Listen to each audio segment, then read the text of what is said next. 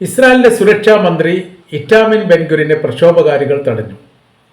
അവസാനിക്കാത്ത ഒരു യുദ്ധമുനമ്പിലേക്ക് രാജ്യത്തെ കൊണ്ടെത്തിച്ചതിന്റെ പൂർണ്ണ ഉത്തരവാദിത്വം ഇറ്റാമിൻ ബെൻഗുരിനാണെന്നും ഒരിക്കലും ഈ യുദ്ധത്തിൽ ഇസ്രായേൽ ജയിക്കില്ല എന്നതിനാൽ യുദ്ധം അവസാനിപ്പിച്ചുകൊണ്ട് തങ്ങളുടെ സഹോദരന്മാരേക്കുന്ന ബന്ദികളെ മോചിപ്പിക്കാൻ അടിയന്തര നടപടി എടുക്കണമെന്നാവശ്യപ്പെട്ടുകൊണ്ടാണ് ദേശീയ സുരക്ഷാ മന്ത്രിയെ തടഞ്ഞത്. വർത്തമാനകാലത്ത് ആദ്യമായിട്ടാണ് ഇങ്ങനൊരു സംഭവം ഇസ്രായേലിൽ നിന്ന് റിപ്പോർട്ട് ചെയ്യുന്നത്. ആ രാജ്യത്തിലെ ജനങ്ങൾ തന്നെ ആ രാജ്യത്തിലെ ദേശീയ മന്ത്രിയെ തടഞ്ഞു വെച്ചു എന്ന് പറയുന്നത് മുൻപൊന്നുമില്ലാത്തൊരു സംഭവത്തിന്റെ ഭാഗമായിട്ട് പ്രാദേശിക റിപ്പോർട്ടുകളൊക്കെ സൂചിപ്പിക്കുന്നു. അതോടൊപ്പം തന്നെ ഗസയെ പ്രതിനിധീകരിച്ചുകൊണ്ട് മറ്റൊരു റിപ്പോർട്ട് IDF ഇപ്പോൾ പുറത്തുവിട്ടിരിക്കുന്നു. മധ്യ ഗസയെ കീഴ്പ്പെടുത്താനോ അതിൻ്റെ മേലെ ആധിപത്യം സ്ഥാപിക്കാനോ സാധിക്കുകയില്ല. അതുകൊണ്ട് എന്ത് ചെയ്യണം? മധ്യസ്ഥർ മുഖാന്തരം വെടിനിർത്തൽ കരാർ അടിയന്തരമായി പ്രാബല്യത്തിൽ കൊണ്ടുവരാനുള്ള നടപടിയെടുക്കണമെന്ന് IDF മേധാവി ഇസ്രായേൽ സർക്കാരിനോട് ആവശ്യപ്പെട്ടു. മേഖല കേന്ദ്രീകരിച്ചുകൊണ്ട് നിസ്സാരവൽക്കരിച്ചുകൊണ്ടുള്ള ഒരു യുദ്ധത്തിനാണ് ഇസ്രായേൽ ഗവൺമെന്റ് IDFനോട് പറയുന്നത്. ഈ മേഖലയെ സംബന്ധിച്ചിടത്തോളം വലിയ പരുക്കൻ മേഖലയാണ്. അപ്രതീക്ഷിതമായിരിക്കുന്ന ആക്രമണങ്ങൾ പല ഭാഗത്തുനിന്നും ഉണ്ടാവുന്നു.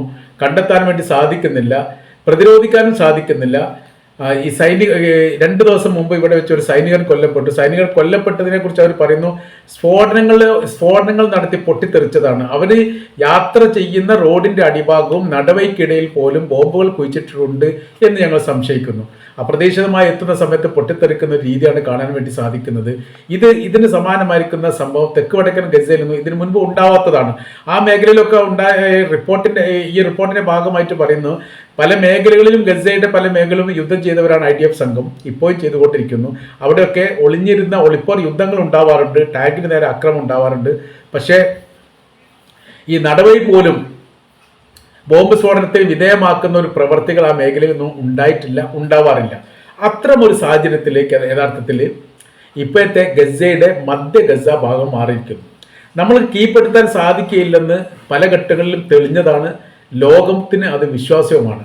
നമ്മൾ എന്ത് പറഞ്ഞാൽ എല്ലാ കാര്യങ്ങളും അങ്ങനെ വിശ്വസിച്ചോളണമെന്നില്ല. അതിൻ്റെ കാര്യം അവർ പറയുന്നത് 1.25 വർഷത്തോളമായി ഇപ്പോൾ ഗസ കീഴടക്കാനുള്ള കഠിന ശ്രമം നമ്മൾ നടത്തുന്നു. നമ്മൾ ഒരുപാട് പേരെ കൊന്നിട്ടുണ്ട്, ഇപ്പോഴും കൊന്നുകൊണ്ടിരിക്കുന്നു എന്നല്ലാത്ത രീതിയിൽ ഇവിടെ ഇപ്പോഴും പ്രശ്നങ്ങൾ അവസാനിച്ചിട്ടില്ല. മേഖല കേന്ദ്രീകരിച്ചുകൊണ്ട് നമ്മൾക്കെതിരെ യുദ്ധം ചെയ്യുന്ന ഹമാസ് എന്ന് പറയുന്ന തീവ്ര സംഘത്തെ ഇല്ലാതാക്കാൻ വേണ്ടിയിട്ടുള്ള പല ശ്രമങ്ങളും പല തരത്തിലും നടത്തിയിട്ടും അത് നടക്കുന്നുമില്ല. അപ്പം അങ്ങനത്തെ ഒരു വല്ലാത്ത സാഹചര്യങ്ങൾ ഇവിടെ നിലനിൽക്കുന്നു എന്നതിനാൽ ഏറ്റവും ഉചിതമായിരിക്കുന്ന പ്രവൃത്തി അല്ലെങ്കിൽ ഉചിതപരമായിരിക്കുന്ന മാർഗം ഒരു വിജയം ലോകത്തിന് കാണിച്ചു കൊടുക്കാൻ പറ്റുന്നതും വെടിനിർത്തലാണ്. അത് പിന്നെ പരസ്പര ഉടമ്പടി ആയതുകൊണ്ട് 2 പ്രദേശത്തിനും അല്ലെ 2 രാജ്യങ്ങൾക്കും ഒരേ രീതിയിലാണ് അതിന്റെ ഉത്തരവാദിത്വം വരുന്നത്.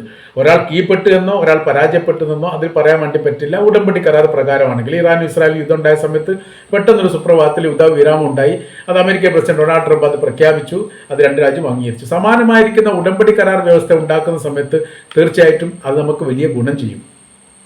ശേഷിക്കുന്ന ബന്ദികളെ മോചിപ്പിക്കാൻ വേണ്ടി സാധിക്കും, പുതിയ കരാർ വ്യവസ്ഥ ഉണ്ടാക്കാൻ വേണ്ടി സാധിക്കും. അങ്ങനെ പല കാര്യങ്ങളും ഈ വിഷയമായിട്ട് ബന്ധപ്പെട്ട് ഉണ്ടാകുന്നുണ്ട് എന്നുള്ള യാഥാർത്ഥ്യമാണ്. IDF ഇപ്പോൾ പറഞ്ഞിരിക്കുന്ന കാര്യം ഉദ്ദേശിക്കുന്നത്, അതായത് ഇസ്രായേൽ ഗവൺമെന്റ് കാണുന്ന സ്വപ്നങ്ങൾ ഗസയ്ക്ക് മേലെ യാഥാർത്ഥ്യമാവുക എന്നുള്ള വലിയ പ്രയാസമുള്ള കാര്യമാണ്. അവർ 5-ലധികം നിർദ്ദേശങ്ങൾ ഇതിന്റെ ആദ്യഘട്ടത്തിൽ തന്നെ നൽകിയിട്ടുണ്ട്, അല്ലെങ്കിൽ ലോകത്തോട് പറഞ്ഞിട്ടുണ്ട്. അത് ഒന്നുപോലും പ്രാബല്യത്തിൽ വരുത്താൻ ഇപ്പോഴും സാധിച്ചിട്ടില്ല. ഹമാസിനെ പൂർണ്ണമായിട്ട് ഇല്ലാതാക്കുക, ബന്ദികളെ പൂർണ്ണമായിട്ട് ഹമാസിന്റെ അനുവാദം ഇല്ലാതെ അല്ലെങ്കിൽ സഹായമില്ലാത്ത രീതിയിൽ മോചിപ്പിക്കുക, ആയുധങ്ങൾ വരുന്ന മേഖല കണ്ടെത്തുക, അവർ സൂക്ഷിക്കപ്പെടുന്ന ആയുധ മേഖല കൂട്ടത്തോടെ നശിപ്പിക്കുക, ബങ്കർ അപ്പാടെ പൊളിച്ചെയ്തുക, മെഡിറ്ററേനിയൻ കടലിലെ വെള്ളം എടുത്തുകൊണ്ട് ബങ്കർ നിറച്ചുകൊണ്ട് പൊളിക്കാനുള്ള ശ്രമങ്ങളൊക്കെ മുമ്പ് നടത്തിയതാണ്. ഉപ്പുവെള്ളം ചേർന്ന വെള്ളമാകുന്ന സമയത്ത് ഒരുപക്ഷെ ഇതൊക്കെ തുരുമ്പിച്ച് പോകും, അല്ലെങ്കിൽ വേറെ നശീകരണം നൽകും എന്ന രീതിയിൽ വലിയ സംവിധാനത്തോടു കൂടിയാണ് ബങ്കറിലേക്ക് മെഡിറ്ററേനിയൻ കടലിൽ നിന്ന് വെള്ളം അടിച്ചു കയറ്റിയത്. അപ്പോൾ ഈ സംഭവങ്ങളൊക്കെ മുൻകൂട്ടി മനസ്സിലാക്കിയിട്ടാണ് ബങ്കറുകൾ നിർമ്മിച്ചത് എന്ന് പറയുന്നു. അതിൻ്റെ കാര്യം അവർ പറയുന്നു, 10 മിനിറ്റ് ഈ തുടർച്ചയായ രീതിയിൽ അല്ലെങ്കിൽ 1 മണിക്കൂർ തുടർച്ചയായ രീതിയിൽ വെള്ളം അടിച്ചാലും വെള്ളത്തെ കെട്ടി നിർത്താൻ സാധിക്കുന്നില്ല. ഈ വെള്ളത്തിലൊക്കെ ഒരുപാട് മേഖലകളിൽ അതിന് ഓൾസുകളുണ്ട്. എന്നിട്ടത് കടലിലേക്കോ മറ്റേതോ ഭാഗത്തേക്ക് പോകുന്നു. അത്തരമൊരു പ്രവർത്തികൾ ഭാവിയിൽ ഇസ്രായേൽ ചെയ്യാൻ സാധ്യതയുണ്ട് എന്ന് മനസ്സിലാക്കിയിട്ട് ബങ്കർ നിർമ്മാതാക്കൾ അതിനൊക്കെ വലിയ തുളകൾ നൽകിയിട്ടുണ്ട് എന്നാണ് മനസ്സിലാക്കാൻ വേണ്ടി പറ്റുന്നത്. അപ്പോൾ ഭാവിയിൽ ഇസ്രായേൽ ചെയ്യാൻ പോകുന്ന പ്രവൃത്തിയെക്കുറിച്ചൊക്കെ കൃത്യമായ രീതിയിൽ പഠനം നടത്തിയതിൻ്റെ അടിസ്ഥാനത്തിലാണ് പ്രതിരോധ സംവിധാനങ്ങൾ അവർ ഒരുക്കൂട്ടിയത് എന്ന് ഇതിൽ നിന്നൊക്കെ മനസ്സിലാക്കാൻ വേണ്ടി സാധിക്കും. ഇപ്പോഴത്തെ സാഹചര്യം എന്ന് പറഞ്ഞാൽ ഇസ്രായേൽ മന്ത്രിമാർ പോലും സുരക്ഷിതമായ രീതിയിൽ ഇസ്രായേൽ നഗരത്തിലൂടെ പോകാൻ പറ്റാത്ത ഒരു സാഹചര്യങ്ങളാണ് നിലവിൽ വന്നത്.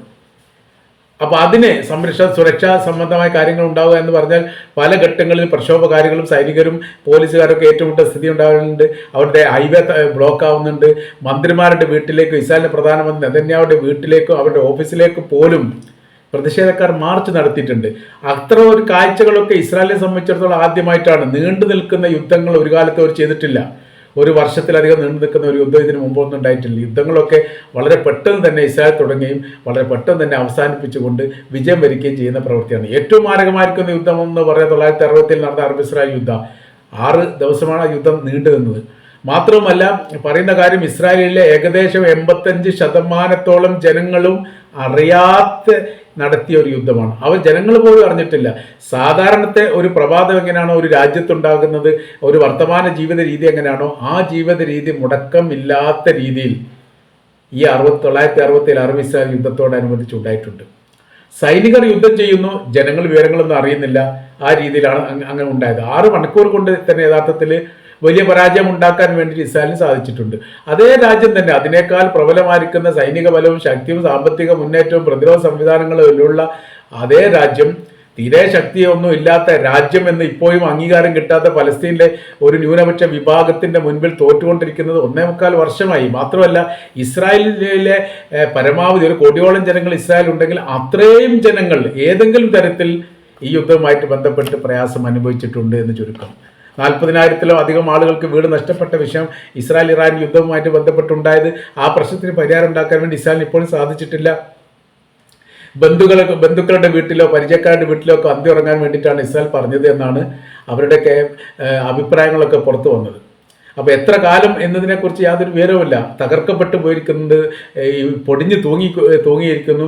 ഗസയെ പോലെ തന്നെ ഇസ്രായേൽ തലസ്ഥാനമായിരിക്കുന്ന തെല്ലവീവിൻ്റെ പല ഭാഗങ്ങളും ആയിട്ടുണ്ട്. മാത്രമല്ല, അവരുടെ ബങ്കറിൽ പോലും ആളുകൾ താമസിക്കുന്ന സ്ഥിതി ഇപ്പോഴും ഉണ്ടെന്നാണ് പറയുന്നത്. അപ്പോൾ ഇങ്ങനത്തെ വല്ലാത്തൊരു സാഹചര്യങ്ങൾ സൃഷ്ടിച്ചിട്ടുണ്ട്. രാജ്യത്തിലെ മുഴുവൻ മേഖലകളിലും ഇതിൻ്റെ അലയൊലികളും ഇതിൻ്റെ വിഷയങ്ങളും അനുഭവിക്കപ്പെട്ടിട്ടുണ്ട് എന്നുള്ളതാണ്. ഇതൊന്നും ഒരു പരിചിതമില്ലാത്ത സംഭവമാണ്. ടെന്റുകളിൽ താമസിക്കുന്ന ഒരു സ്ഥിതി എന്ന് പറഞ്ഞാൽ ലോകത്തെ ഏറ്റവും കൂടുതൽ ടെന്റുകളുടെ രാജ്യങ്ങളൊന്ന് ഫലസ്തീനാണ്. ഇപ്പോൾ ഗസക്ക് വേണ്ടി അല്ലെ ഫലസ്തീന് വേണ്ടി പോരാടുന്ന പരമാവധി നേതാക്കളെല്ലാം ഈ ടെന്റിൻ്റെ അകത്ത് ജനിച്ചവരാണ്. കാരണം അവർക്ക് വീടില്ല. അപ്പോൾ സമാന സ്ഥിതികളൊക്കെ ഇസ്രായേലിൻ്റെ അകത്ത് ഇപ്പോൾ ഉണ്ടായിരിക്കുന്നു എന്നുള്ളതാണ്. പല മേഖലകളിൽ ടെന്റിലാണ് അവിടുത്തെ പൗരന്മാർ താമസിക്കുന്നത്. അതിൻ്റെ പ്രധാനമായിരിക്കുന്ന കാരണം വീടുകളൊക്കെ തകർന്നു പോയിരിക്കുന്നു. അതിർത്തിയുമായിട്ട് ബന്ധപ്പെട്ട മേഖലകളിൽ നിന്ന് ജൂത വിഭാഗത്തെ ഇസ്രായേലികൾ കുടിയിറക്കിയ ഒരു സംഭവം ഉണ്ടായിരുന്നു. അത് പ്രത്യേകിച്ച് ലെബനാന്റെ അതിർത്തിയിലാണ്. ആ മേഖലയിൽ നിന്ന് ഏകദേശം 600ഓളം കുടുംബങ്ങളെയാണ് അതിർത്തി മേഖലയിൽ നിന്ന് കുടിയിറപ്പിച്ചിട്ട് മധ്യ ഇസ്രായേലിലേക്ക് കൊണ്ടുവന്നത്. അവർ പറഞ്ഞു വളരെ പെട്ടെന്ന് തന്നെ ഈ യുദ്ധത്തിൽ ഈ ലെബനാനെ പരാജയപ്പെടുത്തിക്കൊണ്ട് നിങ്ങൾക്ക് അവിടെ പുനഃസ്ഥാപനങ്ങൾ നടത്താൻ വേണ്ടി സാധിക്കും, അല്ലെങ്കിൽ പുനഃക്രമീകരണം നൽകിക്കൊണ്ട് അവിടെ നിങ്ങൾക്ക് താമസിക്കാം, വിഷയമൊന്നുമില്ല, തൽക്കാലത്തേക്ക് മാറി നിൽക്കണം. അപ്പോൾ രാജ്യത്തിൻ്റെ ആജ്ഞ കേട്ടുകൊണ്ട് പൗരന്മാരൊക്കെ മാറി നിന്നു. പക്ഷേ ലെബനാനുമായിട്ടുള്ള പ്രശ്നം പിന്നെ സങ്കീർണമായി. പിന്നെ അവിടെ ഹിസ്ബുള്ള ഗ്രൂപ്പിൻ്റെ വിഭാഗത്തൊക്കെ ഇല്ലാതാക്കിയതോടുകൂടി അവർ കുറച്ചുകൂടി ദേഷ്യവും വാശിയുമായിട്ട് പിന്നീട് മാറി. അപ്പോൾ ആ മേഖല കേന്ദ്രീകരിച്ചുകൊണ്ട് ജൂത വിഭാഗത്തെ താമസിപ്പിക്കാൻ പറ്റാത്ത ഒരു സ്ഥിതിവിശേഷം സാഹചര്യങ്ങളും യഥാർത്ഥത്തിൽ ഇസ്രായേൽ ഉണ്ടായി എന്നുള്ളതാണ്. അപ്പോൾ അങ്ങനെ ഒരു വിഭാഗം ഇപ്പോൾ അവിടെ പുറത്തുനിന്ന് വന്നവരുണ്ട്. അതേപോലെ തന്നെ ഈ ഗസയെ അതിർത്തി പങ്കിടുന്ന പല മേഖലയും അഷ്കലോന്റെ പേരൊക്കെ അതിൽ പറയുന്നുണ്ട്. ആ മേഖലയിൽ നിന്ന് ഒരുപാട് ജൂത വിശ്വാസികളെ പുറത്താക്കിയിട്ടുണ്ട്, അല്ലെങ്കിൽ ഇസ്രായേലികളെ അവിടുന്ന് മാറ്റി മറ്റൊരു മധ്യ ഗസയിലേക്ക് എത്തിയിട്ടുണ്ട്. പല ആളുകളും താമസിക്കുന്നത് ടെന്റിലാണ്. ടെന്റിലാകുന്ന സമയത്ത് അതിൻ്റെ സൗകര്യങ്ങളും അതിൻ്റെ പ്രയാസം ബുദ്ധിമുട്ടും എല്ലാവരും ഫാമിലിയായിട്ട് താമസിക്കുന്നതിൻ്റെ ബുദ്ധിമുട്ടൊക്കെ എല്ലാവർക്കും അറിയുന്നതാണ്. ഞങ്ങൾക്ക് ഞങ്ങളുടെ വീട്ടിലേക്ക് തിരിച്ചു പോകണം, അതിനുള്ള സാഹചര്യങ്ങളും സൗകര്യങ്ങളൊക്കെ ഇസ്രായേൽ ഒരുക്കി തരണം എന്നുള്ളതാണ് ആ വിഭാഗം ഇപ്പോൾ പറയുന്നത്. അതിനൊന്നും യഥാർത്ഥത്തിൽ പരിഹാരം ഉണ്ടാക്കാൻ വേണ്ടി സാധിക്കാത്ത വിധം സർവ്വ മേഖലയിൽ ഇസ്രായേൽ തകർന്നിരിക്കുന്നു എന്നുള്ളതാണ് എൻ്റെ യാഥാർത്ഥ്യം. ഇപ്പോഴത്തെ സ്ഥിതി അങ്ങനെ പോയിട്ട് രാജ്യം ഭരിക്കുന്ന ഭരണാധികാരികൾക്ക് പുറത്തിറങ്ങാൻ പറ്റാത്ത വിധം സാഹചര്യങ്ങൾ ഉണ്ടായിരിക്കുന്നു എന്നുള്ള പ്രക്ഷോഭകാരികളെ കൊണ്ട് നിറഞ്ഞിരിക്കുകയാണ് ഇസ്രായേൽ ഉടനീളം. അതുകൊണ്ടാണ് ഇറ്റാമിൻ വെൻകിർ എന്ന വലതുപക്ഷ തീവ്ര ചിന്താഗതിക്കാരനാണ് എല്ലാ കാലത്തും ഗസയുമായിട്ട് യുദ്ധം തുടരണമെന്നുള്ള അഭിപ്രായമാണ്. ഏതെങ്കിലും ഒരു വിട്ടുവീഴ്ചയ്ക്ക് ഏതെങ്കിലും മന്ത്രിമാർ തയ്യാറാവുകയാണെങ്കിൽ അതിനെ എതിർക്കുന്ന കക്ഷിയാണ്. അങ്ങനെ തീവ്ര ചിന്താഗതിയുള്ള ജൂത വിഭാഗത്തിന് വേണ്ടി എല്ലാ സമയത്തും സംസാരിക്കുന്ന ദേശീയ സുരക്ഷാ മന്ത്രിയായിരിക്കുന്ന ഇറ്റാമിൻ വെൻകിർ പോലും ഇസ്രായേൽ സുരക്ഷിതമല്ല എന്നിടത്തേക്ക് കാര്യങ്ങൾ എത്തുന്നു എന്ന് പറയുമ്പോൾ ഈ മേഖല കേന്ദ്രീകരിച്ചു കൊണ്ടുള്ള യുദ്ധത്തിൽ വലിയ മുന്നേറ്റം ഉണ്ടാക്കാൻ വേണ്ടി സാധിക്കില്ലെന്ന് ലോകത്തിന് ബോധ്യമായിരിക്കുന്ന കാര്യം ഇസ്രായേൽ ജനങ്ങൾ പറയുന്നു. ബോധ്യമാവാത്ത ഒരേ ഒരു വിഭാഗം ഇസ്രായേൽ സർക്കാരാണ് എന്നുള്ളതാണ് ഇതിൻ്റെ യാഥാർത്ഥ്യം. വല്ലാതെ വൈകാതെ അവർക്ക് തിരിച്ചറിയും എന്നുള്ളത് ഇതിൻ്റെ നഗ്നമായിരിക്കുന്ന സത്യമാണ്.